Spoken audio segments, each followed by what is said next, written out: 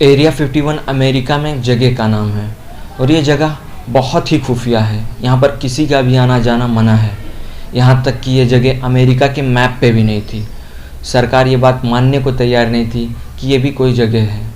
अगस्त 2013 में सरकार को ये बात माननी पड़ी और फिर एरिया 51 ऑफिशियली पब्लिक के सामने आया।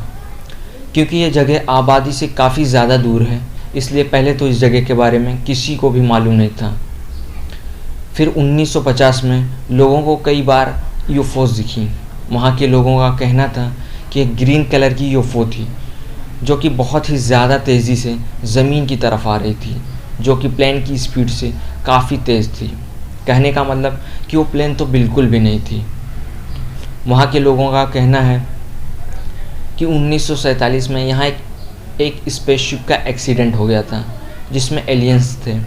तब से उन एलियंस पर रिसर्च चालू है और वो एलियंस अभी भी एरिया 51 में ही हैं।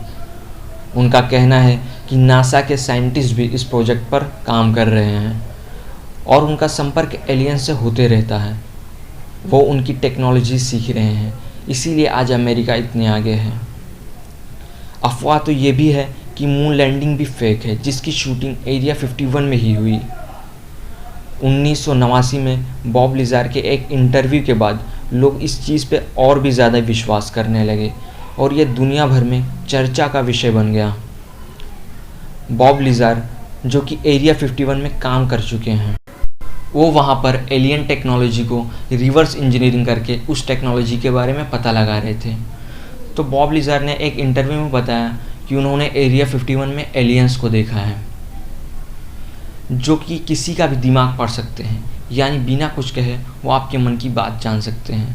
उनका दावा है कि एरिया 51 में 9 एलियंस भी काम करते थे और उन्होंने एलियंस की फ़ोटो भी दिखाई। उनका ये भी कहना है कि एलियंस अपने स्पेसशिप में फ्यूल के लिए एंटी ग्रेविटी एलिमेंट को यूज़ करते हैं जो कि दुनिया में एग्जिस्ट नहीं करता। मतलब कि साइंटिस्ट को अभी ऐसा कुछ एंटी ग्रेविटी एलिमेंट नहीं मिला है।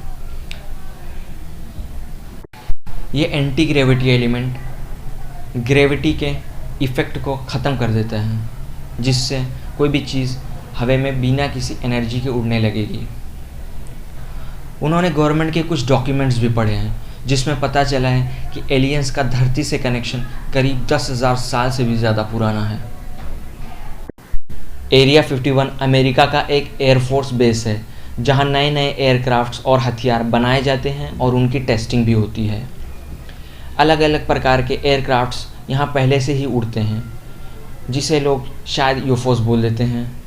1950 में एरोप्लेन्स 10,000 से 20,000 की फीट की ऊंचाई तक ही उड़ सकते थे, पर उस समय भी मिलिट्री एयरक्राफ्ट्स जैसे कि U-2 40,000 फीट की ऊंचाई तक उड़ सकते थे, जिसे सिर्फ लोग ही नहीं पायलट्स भी इम्पॉसिबल समझते थे। पर आजकल की फ़्लाइट्स तो इतना ऊंचा उड़ लेती हैं। तो इस U-2 की टेस्ट की डिटेल को भी छुपाया गया था। U-2 के बाद और भी एयरक्राफ्ट जैसे A-12, bird of pray, F-117A को भी एरिया 51 में डेवलप और टेस्ट किया गया था, जिससे शायद लोगों ने कुछ और समझ लिए हों। और रही बात बॉब लिजार की, तो उन्होंने जो एंटी ग्रेविटी एलिमेंट बताया था वो दुनिया में एग्जिस्ट नहीं करता, और वो एलियंस की जो फ़ोटो दिखाई थी वो फ़ोटो अमेज़ॉन से उठाई गई थी।